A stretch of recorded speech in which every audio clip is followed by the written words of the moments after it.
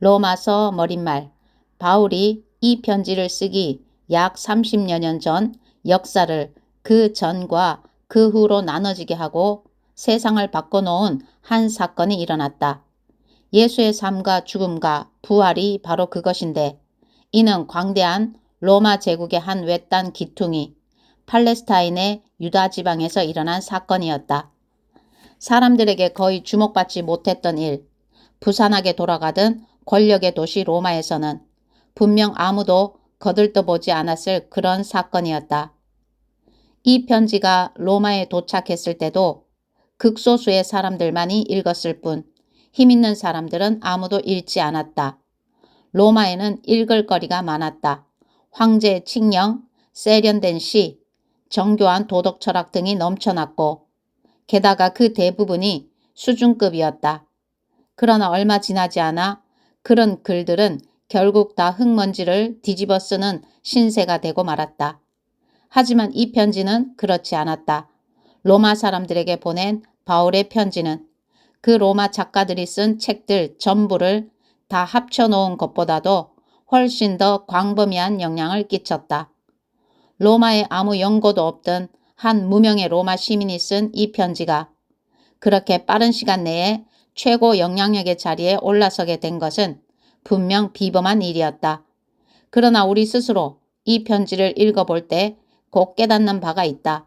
참으로 범상치 않은 것은 바로 이 편지 자체라는 점이다. 곧 이 편지는 쓴 이나 읽는 이들이 무명의 사람들이었다고 해서 결코 오랫동안 무명으로 남아있을 그런 편지가 아니라는 사실 말이다. 로마 사람들에게 보내는 이 편지는 왕성하고 열정적인 사고가 낳은 작품이다. 하나님을 섬기는 일에 징집된 지성의 영광스러운 삶이 여기 나타나 있다. 바울은 나사렛 예수의 삶과 죽음과 부활이라는 탁월한 증언과 경건한 믿음의 대상이 되고 있는 그 사실을 두고서 그것이 뜻하는 바가 무엇인지에 대해 숙고한다. 예수의 죽음과 부활 안에서 세계 역사의 방향이 달라진 것, 또 그것이 지상의 모든 남자, 여자, 어린이들의 삶에 영원한 영향을 끼치게 된 것은 대체 어째서인가? 바울은 다음과 같이 대답한다. 우리를 위해 오신 그리스도의 임재 속에 들어가 사는 사람들은 늘 먹구름이 드리운 것 같은 암울한 삶을 더 이상 살지 않아도 됩니다. 이제 새로운 힘이 움직이고 있습니다. 그리스도 안에 있는 생명의 성령이 세찬 바람처럼 불어와서 하늘의 구름을 모조리 걷어주었습니다.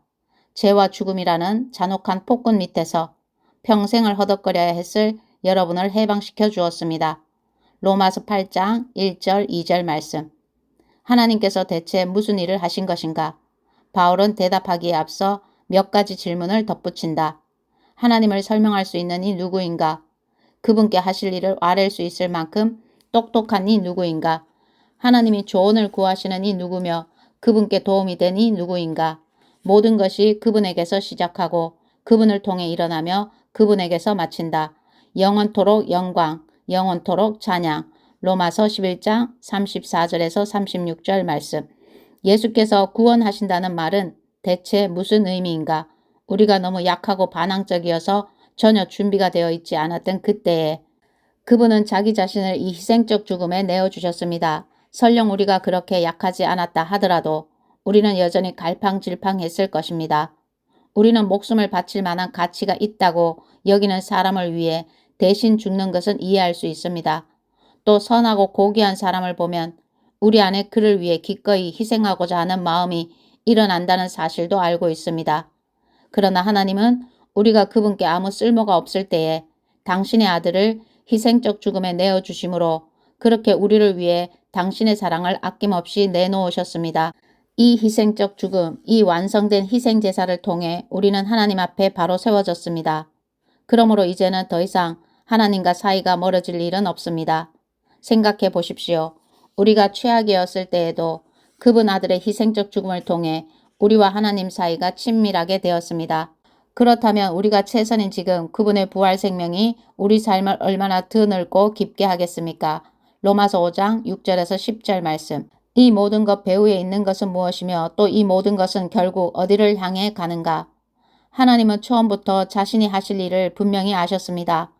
처음부터 하나님은 그분을 사랑하는 사람들의 삶을 그분 아들의 삶을 본떠 빚으시려고 결정해 두셨습니다. 그분의 아들은 그분께서 회복시키신 인류의 맨 앞줄에 서 계십니다. 그분을 바라볼 때 우리는 우리 삶이 본래 어떤 모습이었어야 하는지 깨닫게 됩니다. 하나님은 이처럼 그분의 자녀들이 어떤 모습이어야 하는지를 결정하신 뒤에 그들의 이름을 불러주셨습니다. 이름을 부르신 뒤에는 그들을 그분 앞에 굳게 세워주셨습니다. 또한 그들을 그렇게 굳게 세워주신 뒤에는 그들과 끝까지 함께 하시며 그분이 시작하신 일을 영광스럽게 완성시켜 주셨습니다. 로마서 8장 29절에서 30절 말씀. 이런 것들이 바로 바울의 생각을 이끌었던 질문들입니다. 바울은 유연하고 폭넓은 사고를 가진 지성인이었다. 그가 논리와 논증, 시와 상상력, 성경과 기도, 창조와 역사와 경험을 짜넣어 써내려간 이 편지는 기독교 신학의 으뜸작으로 꼽히는 저술이 되었다. 메시지 성경 1년 1도 로마서 1, 2, 3장 말씀 1장 나 바울은 사명을 받아 예수 그리스도께 몸 바쳐 일하는 그분의 종이자 하나님의 말씀과 하신 일을 선포할 권한을 부여받은 사도입니다. 나는 로마에 있는 모든 믿는 이들, 곧 하나님의 친구인 여러분에게 이 편지를 씁니다. 성경에는 하나님의 아들에 대해 예언자들이 앞서 전한 보고들이 담겨 있습니다. 역사적으로 보면 그분은 다윗의 후손이십니다. 또한 고유한 정체성으로 보면 그분은 하나님의 아들이신데 예수께서 죽은 자들 가운데서 부활하심으로 메시아 곧 우리 주님으로 세워지셨을 때 성령께서 이를 우리에게 보여주셨습니다. 그분을 통해 우리는 그분의 생명을 풍성한 선물로 받았고 또 이 생명을 사람들에게 전하는 긴급한 사명도 받았습니다. 예수를 향한 순종과 신뢰 속으로 뛰어들 때 사람들은 이 생명을 선사받습니다. 여러분이 지금의 여러분인 것은 바로 예수 그리스도께서 주시는 이 선물과 부르심 때문입니다. 나는 하나님 우리 아버지와 메시아이신 우리 주 예수의 풍성하심으로 여러분에게 문안합니다. 나는 여러분 한 사람 한 사람으로 인해 예수를 통해 하나님께 감사드립니다. 이것이 내가 가장 먼저 하고 싶은 말입니다. 어디를 가든지 사람들은 내게 여러분의 믿음의 삶에 대해 이야기를 들려줍니다. 그런 이야기를 들을 때마다 나는 그분께 감사드립니다. 그리고 그분의 아들에 관한 복된 소식, 곧 메시지를 전할 때에 내가 사랑하여 예배하고 섬기기 원하는 하나님은 아십니다. 내가 기도 중에 여러분을 생각할 때마다 사실은 늘 여러분을 보러 갈 수 있도록 길을 열어달라고 그분께 기도한다는 것을 말입니다. 기다림이 길어질수록 간절함도 더 깊어집니다.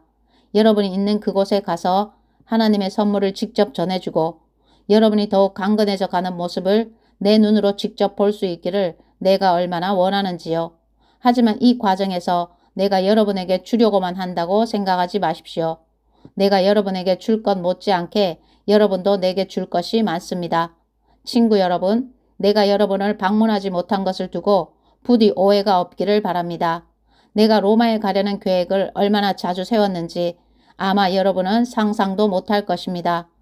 나는 그동안 다른 많은 이방 성읍과 공동체에서 그랬던 것처럼 여러분들 가운데서도 하나님께서 일하시는 모습을 직접 확인하는 즐거움을 누리고 싶었습니다. 그러나 늘 사정이 생겨 그러지 못했습니다. 누구를 만나든 문명인이든 미개인이든 학식이 많은 사람이든 배우지 못한 사람이든 그것은 중요하지 않습니다. 나는 우리가 얼마나 서로에게 의존하는 존재이며 서로에게 책임이 있는 존재인지를 깊이 느끼게 됩니다. 이것이 내가 로마에 있는 여러분에게 어서 가서 하나님의 놀랍도록 복된 소식을 전하려는 이유입니다. 내가 참으로 자랑스럽게 선포하는 이 소식은 그분의 능력 가득한 계획에 관한 것입니다. 하나님께서 그분을 신뢰하는 사람이면 누구나 유대인으로부터 시작해서 모든 사람에 이르기까지 다 구원하신다는 엄청난 메시지입니다. 사람들을 바로 세워주시는 하나님의 길은 믿음의 행위 안에서 드러납니다. 이는 성경이 늘 말해온 것과도 일치합니다. 하나님을 신뢰함으로 하나님 앞에 바로 세워진 사람은 참으로 살 것이다. 하나님을 무시하는 자들의 끝없는 추락. 그러나 하나님의 노가 화염처럼 터져 나옵니다. 사람들의 불신과 범죄와 거짓의 행위가 쌓여가고 사람들이 애써 진리를 덮으려 하기 때문입니다. 그러나 하나님이 실제 하신다는 것은 너무도 분명한 근본 사실입니다. 그저 눈을 떠보기만 해도 보이지 않습니까?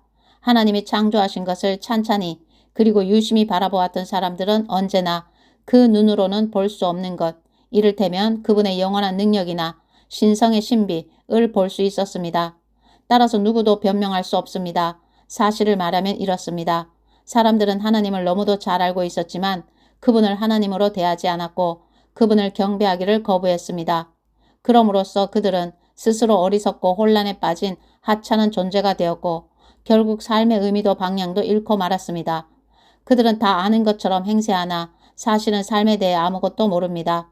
심지어 그들은 온 세상을 손에 붙들고 계신 하나님의 영광을 어느 길거리에서나 살 수 있는 싸구려 조각상들과 바꾸어 버렸을 정도입니다.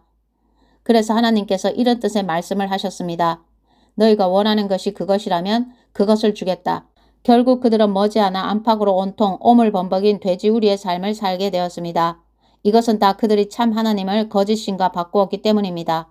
그들을 만드신 하나님, 우리가 찬양 드리는 하나님, 우리에게 복 주시는 하나님, 대신에 자기들이 만든 신을 예배했기 때문입니다. 상황은 더 나빠져 그들은 하나님 알기를 거부하면서 곧 사람이 어떠해야 하는지도 잊고 말았습니다. 여자는 여자가 어떠해야 하는지 잊었고 남자는 남자가 어떠해야 하는지 잊어버렸습니다. 성적 혼란에 빠져 그들은 여자가 여자끼리 남자가 남자끼리 서로 학대하고 더럽혔습니다. 사랑 없이 욕정만 가득해서 말입니다. 그리고 그 대가를 치렀습니다. 그 대가가 무엇인지 보십시오. 그들은 하나님과 사랑이 빠져버린 불경하고 무정한 비참한 존재가 되고 말았습니다.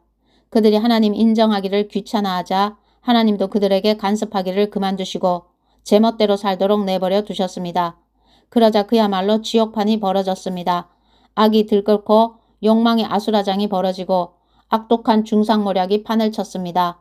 시기와 무자비한 살인과 언쟁과 속임수로 그들은 이 땅의 삶을 지옥으로 만들어버렸습니다. 그들을 보십시오. 비열한 정신에 도끼에 일구이연하며 하나님을 맹렬히 욕하는 자들입니다. 깡패요 건달이요 참을 수 없는 떠벌이들입니다. 그들은 삶을 파멸로 이끄는 새로운 길을 끊임없이 만들어냅니다. 그들은 자기 인생에 방해가 될 때는 부모조차도 저버립니다. 우둔하고 비열하고 잔인하고 냉혹한 자들입니다. 그들이 뭘 몰라서 그러는 것이 아닙니다. 그들은 자기들이 하나님의 얼굴에 침을 뱉고 있다는 사실을 너무도 잘 알고 있습니다. 하지만 그들은 개의치 않습니다. 오히려 가장 나쁜 짓을 가장 잘하는 이들에게 상까지 주고 있습니다.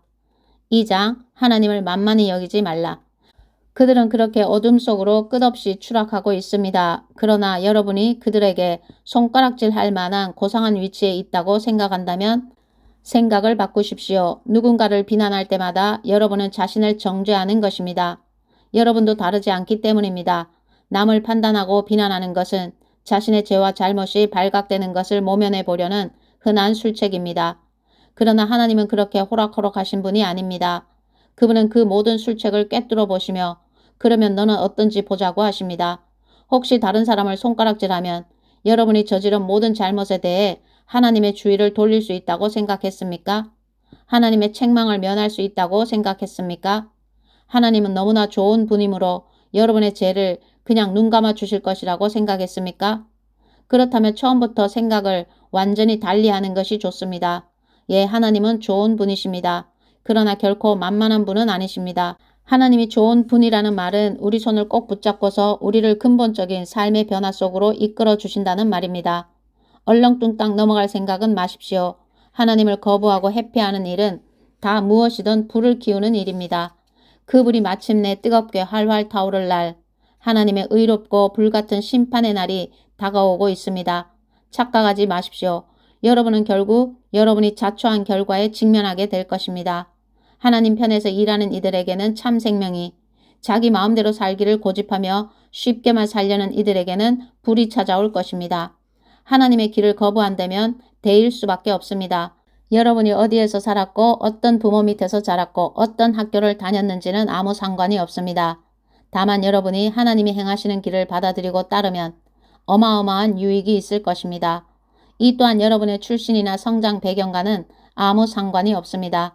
유대인이라고 해서 하나님께 자동적으로 인정받는 법은 없습니다. 하나님은 여러분에 대한 다른 사람들의 말 혹은 여러분 스스로의 생각에 전혀 상관치 않으십니다. 그분은 스스로 판단하십니다. 죄인 줄 모르고 죄를 짓는 경우라면 하나님은 정상을 참작해 주십니다. 그러나 죄인 줄 알면서도 죄를 짓는다면 그것은 완전히 다른 이야기입니다. 하나님의 법을 듣기만 하고 그 명령을 행하지 않는다면 그것은 시간 낭비일 뿐입니다. 하나님이 중요하게 여기는 것은 듣는 것이 아니라 행하는 것이기 때문입니다. 하나님의 법을 전혀 들어본 적 없는 사람들도 직관을 따라 하나님의 법을 따르는 경우가 있습니다. 그런 그들의 순종은 하나님의 법이 진리임을 확증해 줍니다. 그들은 하나님의 법이 밖에서부터 우리에게 부과된 낯선 것이 아니라 우리가 창조될 때 우리 안에 새겨진 것임을 보여줍니다. 그들의 내면 깊은 곳에는 하나님이 말씀하시는 그렇다와 아니다에, 그분의 옳다와 그르다에 공명하는 무언가가 있습니다. 하나님의 그렇다와 아니다에 대해 그들이 어떻게 응답했는지는 하나님께서 모든 남녀들에 대해 최종 심판을 내리시는 그날 온 천하에 다 공개될 것입니다. 이는 내가 예수 그리스도를 통해 선포하는 하나님의 메시지에 다 들어있는 이야기입니다. 종교가 우리를 구원하지 못한다. 유대인으로 성장한 이들에게 말합니다. 여러분의 종교가 여러분이 기댈 수 있는 안전한 품이라도 되는 줄 착각하지 마십시오. 하나님의 계시에 정통하다고 하나님에 관해서라면 최신 교리까지 다 꿰고 있는 최고 전문가라고 목에 힘주고 다니지 마십시오. 특히 스스로 다 갖추었다고 확신하는 여러분. 하나님의 계시된 말씀을 속속들이 다 알기 때문에 어두운 밤길을 헤매면서 하나님에 대해 혼란스러워하는 이들에게 길 안내자가 되어 줄 수 있다고 자처하는 여러분에게 경고해 줄 말이 있습니다. 여러분이 다른 사람들을 인도한다고 하지만 정작 여러분은 어떻습니까? 나는 지금 정색하고 말합니다. 도둑질하지 말라고 설교하는 여러분이 어찌하여 도둑질을 합니까? 얼마나 깜쪽 같은지요. 간음도 마찬가지입니다. 우상숭배도 마찬가지입니다. 그러면서도 여러분은 하나님과 그분의 법에 대해 온갖 유창한 언변을 널어놓으며 용케도 잘 빠져나갑니다. 이것은 어제 오늘의 일도 아닙니다. 너희 유대인들 때문에 이방인들에게서 하나님이 욕을 먹는다는 성경 구절도 있듯이 말입니다. 할례는 어떻습니까? 여러분이 유대인임을 표시해주는 그 수술의식은 좋은 것입니다. 여러분이 하나님의 율법에 맞서 산다면 그렇습니다. 그러나 여러분이 하나님의 율법을 따라 살지 않는다면 차라리 할례를 받지 않는 것이 낫습니다. 그 반대도 마찬가지입니다. 할례 받지 않고도 하나님의 길을 따라 사는 이들은 할례 받은 이들 못지 않습니다. 사실 더 낫습니다. 할례는 받지 않았어도 하나님의 율법을 지키는 것이 할례를 받고도 율법을 지키지 않는 것보다 낫습니다. 칼로 뭔가를 잘라낸다고 유대인이 되는 것은 아닙니다. 유대인인지 아닌지는 여러분이 어떤 사람인지에 달린 일입니다. 여러분을 유대인으로 만들어주는 것은 여러분 마음에 새겨진 하나님의 표시이지 여러분 피부에 새겨진 칼자국이 아닙니다. 그리고 중요한 것은 하나님께 인정받는 것이지 율법 전문가들한테 인정받는 것이 아닙니다. 3장 그렇다면 유대인인 것과 아닌 것, 다시 말해 하나님의 길에 대해 훈련받은 것과 그렇지 못한 것은 무슨 차이가 있을까요? 사실 큰 차이가 있습니다. 그러나 사람들이 흔히 생각하는 그런 차이는 아닙니다. 우선 유대인들에게는 하나님의 계시, 곧 성경을 기록하고 보존할 책임이 맡겨졌습니다. 그 과정에서 유대인들 중 일부가 자신의 임무를 저버렸던 것은 사실이지만 하나님은 그들을 저버리지 않으셨습니다. 여러분은 그들이 신실하지 못했다고 해서 하나님도 신실하기를 포기하실 수 있다고 생각합니까? 결코 그럴 수 없습니다.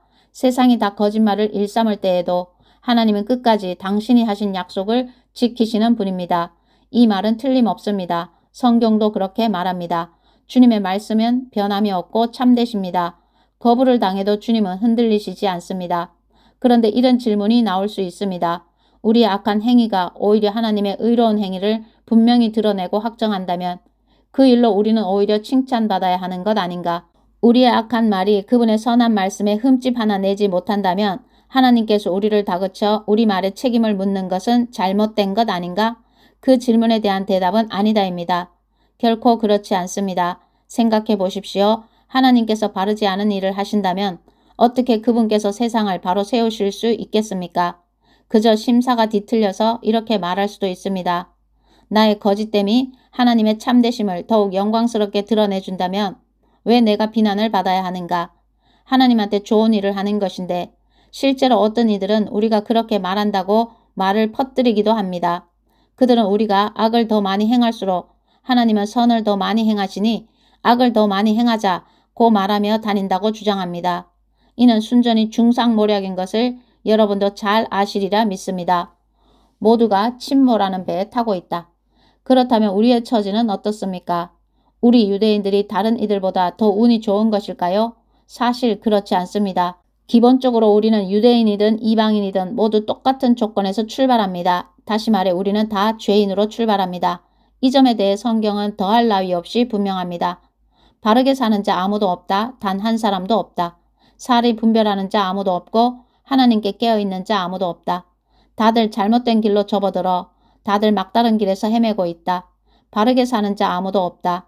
그런 사람 단 한 사람도 나는 찾을 수 없다. 그들의 목은 입 열린 무덤이요 혀는 진흙 비탈길처럼 반지르르하다. 하는 말마다 독이 서렸고 입을 열면 공기를 오염시킨다. 올해의 죄인이 되려고 각축전을 벌이며 세상을 온통 비통과 파멸로 어지럽힌다. 사람들과 더불어 사는 법이라고는 기본조차 모르는 그들. 하나님은 안중에도 없다. 그렇다면 분명하지 않습니까? 성경이 기록된 모든 말씀은 다른 사람에 대한 말씀이 아니라 바로 우리에게 하시는 말씀입니다. 성경은 처음부터 우리를 향한 말씀이었습니다. 또한 명백하지 않습니까? 우리는 하나같이 다 죄인이며 다 함께 한 배를 타고서 가라앉을 수밖에 없는 사람들입니다. 하나님의 계시와 관련 있는 민족이라고 해서 우리가 자동적으로 하나님 앞에 바로 서게 되는 것은 아닙니다. 우리는 다만 모든 사람의 죄에 우리 역시 연루되어 있다는 사실을 직시하게 될 뿐입니다. 하나님께서 바로 세우십니다. 그런데 우리 시대에 와서 새로운 것이 더해졌습니다. 모세와 예언자들이 그들 시대에 증언했던 일이 실제로 일어난 것입니다. 그들이 증언한 하나님이 바로 세워주시는 일이 이제 우리에게는 예수께서 바로 세워주시는 일로 나타났습니다.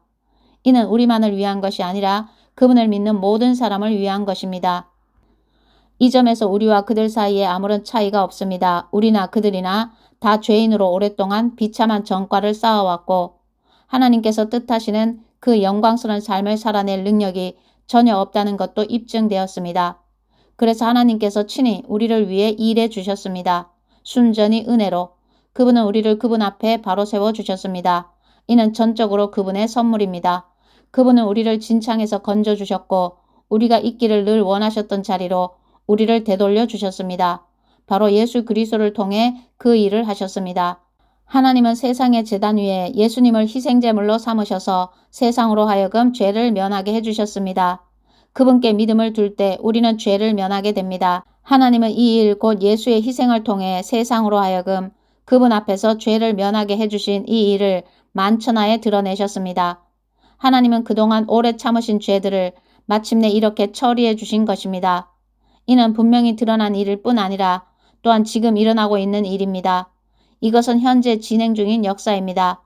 하나님은 모든 것을 바로 세워주고 계십니다. 또한 우리로 하여금 바로 세워주시는 그분의 의로우심 안에서 살 수 있게 해주십니다. 그렇다면 우리 교만한 유대인들의 옥신각신하는 주장들은 어떻게 되는 것입니까? 무효가 되는 것입니까? 그렇습니다. 무효가 되었습니다. 우리가 알게 된 것은 이것입니다. 우리가 행하는 일에 하나님이 응답하시는 것이 아니라는 것입니다. 사실은 하나님이 행하시는 일에 우리가 응답하는 것입니다. 마침내 우리는 이 사실을 깨닫습니다. 우리의 삶이 하나님과 또 다른 모든 사람들과 발맞추어 나가려면 우리가 그분의 발걸음을 따라가야지 거만하고 초조한 마음으로 우리가 행진을 이끌려고 해서는 안 됩니다.